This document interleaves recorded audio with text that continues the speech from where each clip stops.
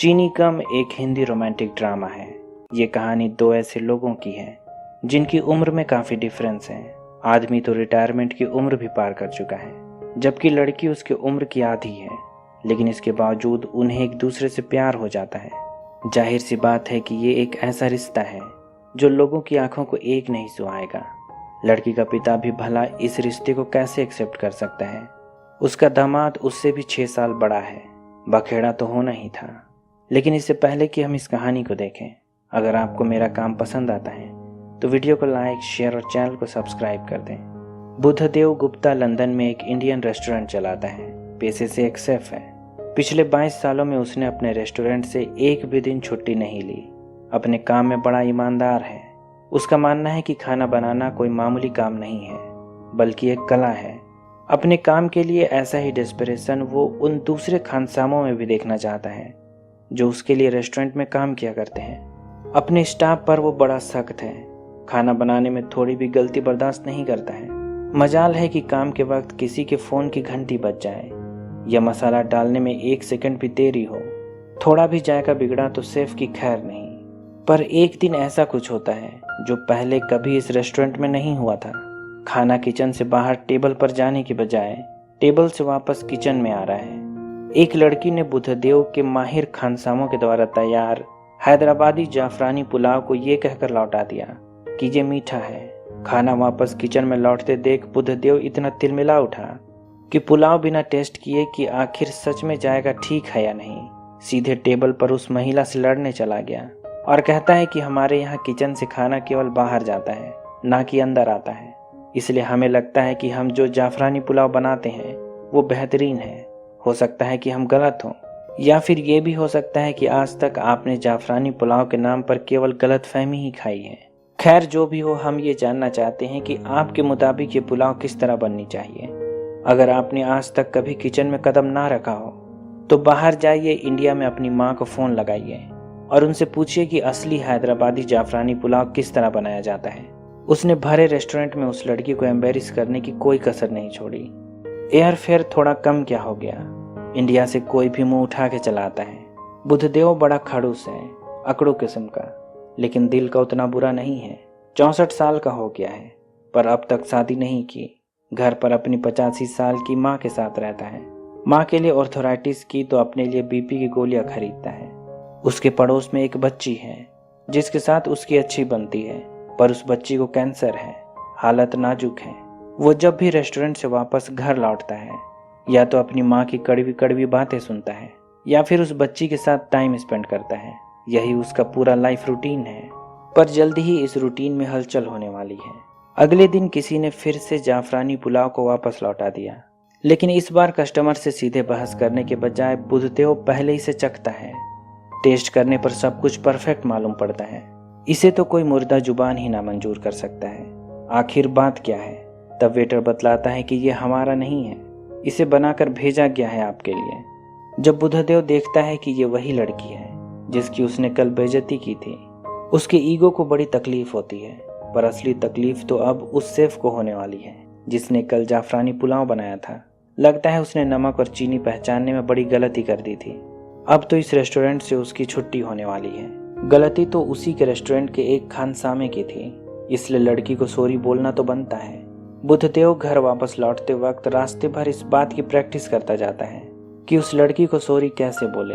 उसके जैसे स्टबर्न के लिए किसी को सॉरी बोलना अपने आप में बड़ा टास्क है, जैसे जंग लड़ने जा रहा हो। अगले दिन जब रेस्टोरेंट के बाहर उस लड़की को बारिश से बचते हुए देखता है तो उसे अपने छाते के नीचे लाने का ऑफर देता है। लंदन के मौसम का कोई भरोसा नहीं, कभी भी बारिश हो जाती है, इसलिए बुद्धदेव हमेशा अपने साथ एक छाता रखता है। हालांकि बुद्धदेव अपनी ईगो को साइड में रखकर उससे पूछता है कि आखिर वो एक टूरिस्ट है तो घूमने फिरने के बजाय अपना कीमती समय जाफरानी पुलाव बनाने में क्यों जाया किया। जाहिर सी बात है कि ईगो केवल उसी में नहीं है। उस लड़की ने भी बुद्धदेव का जवाब देने के लिए इतनी जहमत उठाई थी। उस शाम बुद्धदेव उसे अपने रेस्टोरेंट में कॉफ़ी पीने के लिए इन्वाइट करता है। बुद्धदेव ने यहाँ बड़ी कोशिश की कि उसे एक बार सॉरी बोल दे, लेकिन कहे भी तो कैसे। आज तक कभी किसी से माफ़ी नहीं मांगी है। उस लड़की ने भी उसे बातों ही बातों में उसकी गलती की याद कई बार दिलाई। वो उसे ऐसे ही जाने देने वाली कहाँ थी, लेकिन आखिरी तक बुद्धदेव ने माफी नहीं मांगी। हालांकि उन दोनों ने काफी देर तक एक दूसरे से बातें की। अच्छी केमिस्ट्री जान पड़ती है। रेस्टोरेंट में काम करने वाले स्टाफ भी इस बात को नोटिस कर सकते हैं, इसलिए उन्होंने इसका फायदा उठाया और उस लड़की से उससे बाबू के लिए, जिसने कल पुलाव में गलती से चीनी डाल दी थी, उसकी मदद मांगी। अगले दिन जब वो छाता रिटर्न करने वापस उस रेस्टोरेंट में जाती है, तब बुद्धदेव से कहती है कि जब रेस्टोरेंट में कोई खाने की तारीफ करता है तो ये उसकी तारीफ होती है, तो फिर कोई अगर शिकायत करता है या गाली देता है तो फिर क्यों गलती केवल वहां काम करने वाले शेफ की होती है? इसका क्रेडिट भी तो उसे ही मिलना चाहिए ना। उस दिन बुद्धदेव ने बाबू को फिर से अपने रेस्टोरेंट में बहाल कर दिया और कहता है कि अगर इंडिया की मुश्किलें कम नहीं कर सकते हैं तो फिर इसे बढ़ाए क्यों। धीरे धीरे उन दोनों का मिलना जुलना आम होने लगा, लेकिन मिलने का बहाना अब भी छाता रिटर्न करने का ही है। शुक्र है इस लड़की की वजह से खड़ूस बुद्धदेव के बर्ताव में गजब का बदलाव हुआ। रेस्टोरेंट का माहौल थोड़ा हल्का होने लगा है। अब तो मिजाज के साथ मेनू भी बदलने लगे हैं। फाइनली कई दिनों तक मिलते जुलते रहने के बाद उन्होंने एक दूसरे को अपना नाम बतलाया। उस लड़की का नाम नीना वर्मा है। उस शाम उसने नीना को अपनी माँ से भी मिलवाया। अब तो तय है कि दोनों एक दूसरे को चाहते हैं। अगले दिन जब दोनों एक पार्क में बैठे हैं, नीना की उम्र जानकर बुद्धदेव को बड़ी तकलीफ हुई। वो महज 34 साल की है, उससे 30 साल छोटी है। जोड़ी भला कैसे जमेगी? 34 साल बाद अब जाके उसे एक दिलचस्प आदमी मिला है, पर देख तो ले कि उसमें कितना स्टेमिना बचा है। इसलिए उसे पार्क में दौड़कर दूर एक पेड़ को जल्दी से छूकर वापस आने को कहती है। जब बुद्धदेव भागा भागा पेड़ छूकर वापस आता है, तब वो कहती है कि वो बस देखना चाहती थी कि उसमें कुछ करने का स्टेमिना है भी या नहीं। वो इस टेस्ट में पास हो गया। उस रात जब नीना की फ्रेंड अपने बॉयफ्रेंड के साथ बाहर जाने वाली है, उसने बुद्धदेव को रात में डिनर के लिए बुलाया। बुद्धदेव भी शाम को बन ठन कर नीना के पास जाने लगा, पर रास्ते में उसे ये बात याद आई कि रात में डिनर का मतलब केवल डिनर नहीं है। आज ही उसने उसका स्टेमिना चेक करने के लिए पार्क में भगाया था।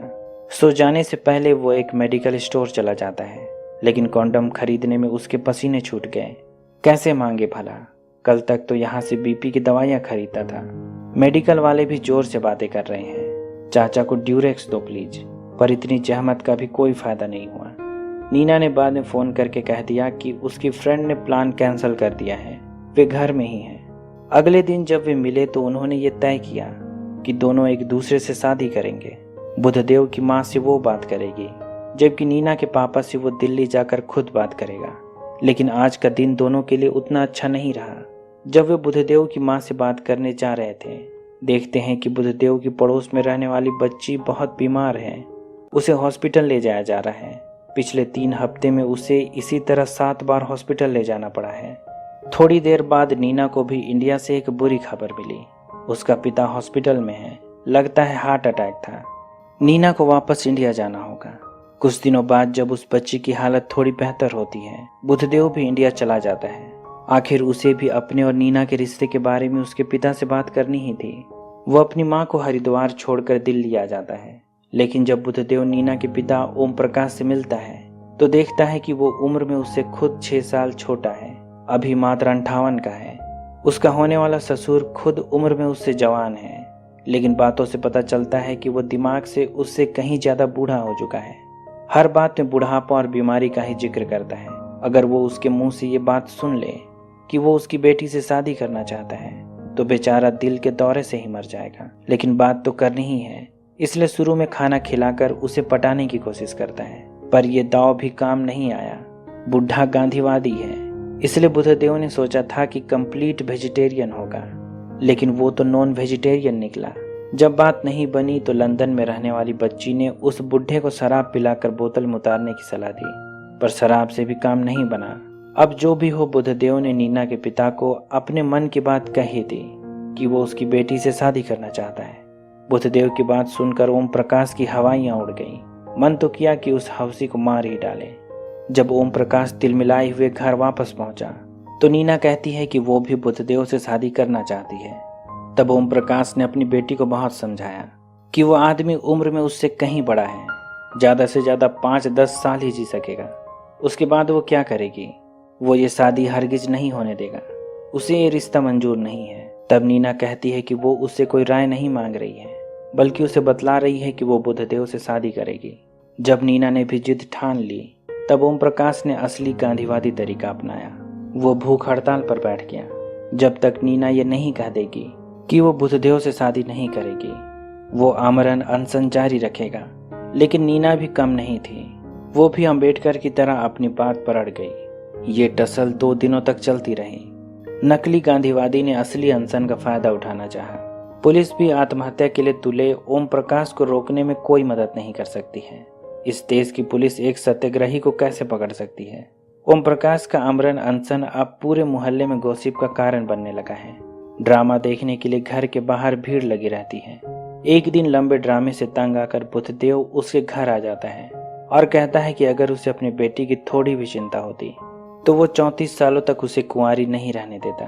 वो सिंपली जेलस है, क्योंकि उसके हिसाब से तो उसकी उम्र में भजन भोजन भाजी के सिवाय और कुछ नहीं सोचना चाहिए। वो बुद्धदेव से जलता है, इसलिए जब उसे एक खूबसूरत लड़की मिल रही है तब उससे रहा नहीं जा रहा है। गांधी जी के सत्याग्रह से इस देश को फायदा हुआ था, लेकिन उसके इस ड्रामे से केवल उसकी बेटी का नुकसान ही होगा। उसे क्या लगता है कि भूख हड़ताल करके उसके मर जाने के बाद वो क्या करेगी? आखिर में वो उसी के पास आएगी। तो तुम्हारे भूखे खुद को मारने का क्या फायदा होगा? लेकिन अगर वो लंदन चला जाए तो जान लो कि उसकी बेटी कभी शादी नहीं करेगी, पूरी उम्र कुंवारी बैठे रहेगी, वो भी केवल तुम्हारी जलन की वजह से। वो अपनी बेटी की जिंदगी छीन रहा है। कैसा बाप है? थोड़ी देर में बुद्धदेव वहां से चला जाता है। उसने कुतुब मीनार के पास एक विश मांगी थी कि नीना उसके पास वापस आ जाए। आखिरकार ओम प्रकाश ने भी नीना को उसके पास जाने के लिए छोड़ दिया। वो अपनी बेटी की जिंदगी में कोई विलन नहीं बनना चाहता है। लेकिन तभी बुद्धदेव को लंदन से एक बुरी खबर मिली। उस बच्ची के पिता ने उसे बताया कि उसकी बेटी अब इस दुनिया में नहीं रही, कैंसर से उसकी मौत हो गई है।